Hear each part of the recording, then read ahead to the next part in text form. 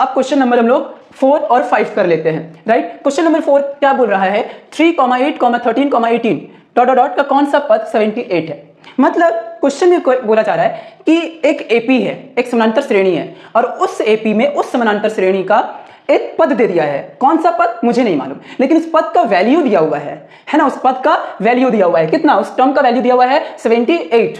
तो 78 उसका वैल्यू दिया हुआ है और हमें पूछ रहा है वो कितने नंबर टर्म्स पर आता है। जैसे मैं यहाँ पे लिख रहा हूं कि मैं यहाँ पे एक एपी लिखा 2, 4, 6, 8, 10, 12, ये मेरा फाइनल एपी है। This is then AP of mine, okay, created by मी।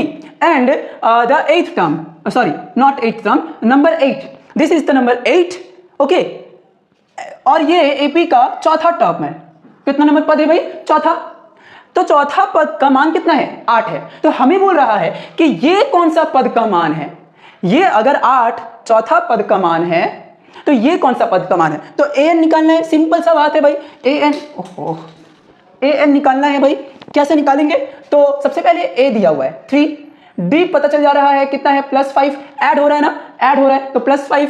अच्छा, तो an हमें निकालना है, हमें नहीं पता है क्या है भाई, n-1 d।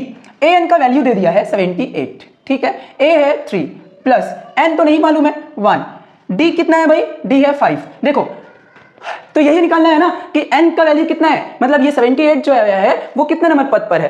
तो ये हो जाएगा 75 और ये हो जाएगा 5n - 5। अब क्या करेंगे भाई, अब सिंपल सा 5 को फिर से उधर ले जाओ, 80 हो जाएगा। तो 5n = 80, तो ये 16 बार में, देयरफॉर n का वैल्यू आ गया 60। मतलब ये जो है वो 16वां पद है।